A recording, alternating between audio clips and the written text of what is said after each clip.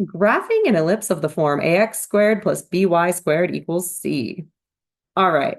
So just real quickly here. If we look at the formula for a hyperbola, which we talked about in our last video, the right-hand side is always 1. And we did something like this in the ellipses as well. If you remember from ellipses, when we had a similar situation where it was ellipses of the form ax squared plus by squared equals c, we ended up dividing both sides with whatever number was over here to get the other side to be a 1. And we're going to do that same exact thing over here. Boop, boop, boop. There we go. So we need the right side to be a 1.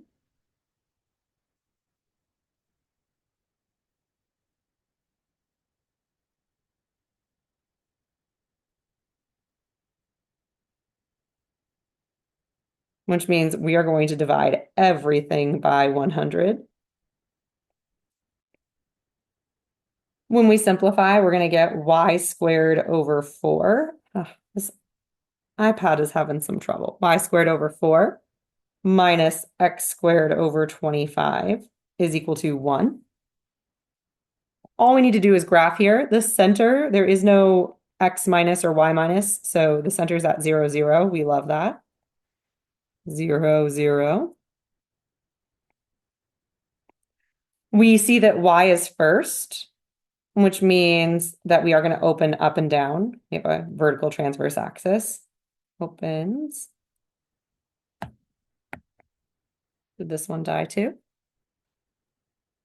Okay, hold on. All right. Opens up slash down. That means the vertices are going to be up and down. We have a squared is 4, which means a is equal to 2. And again, up slash down because vertices are on the transverse axis.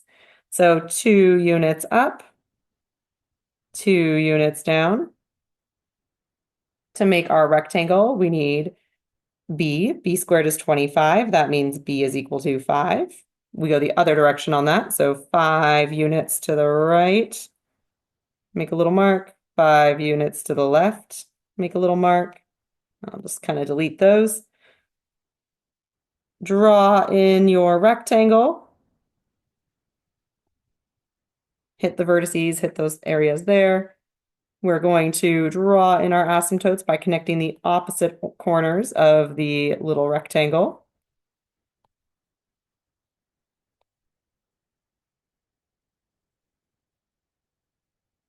And that's really all we need here. We can do the rest, right? We can just draw it in.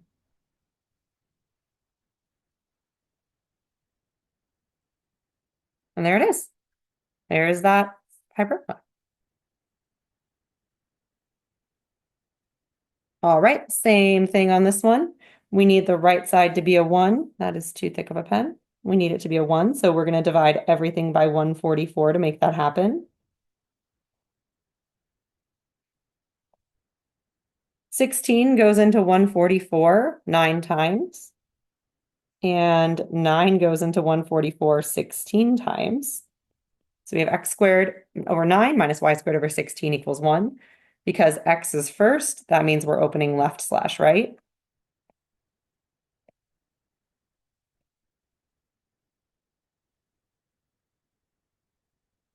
Again, their center is at 0, 0. The center is at 0, 0. It opens left slash right. We need to know how many units. So a squared is 9, which means a is 3. So 3 units to the left, 3 units to the right. Those are where we're going to plot our vertices. There's my vertices. To plot my rectangle, I'm going to use my b squared equals 16. So I have b equals 4. So 4 units up, 4 units down. Draw my rectangle.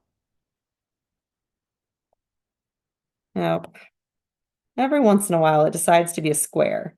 And once it's a square, you can't unsquare. It just scales upward. All right, there we go.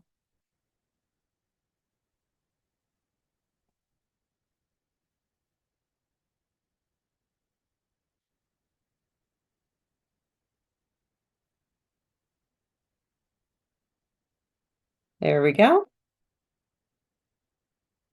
And then we draw on our graph. We're gonna draw this in right here.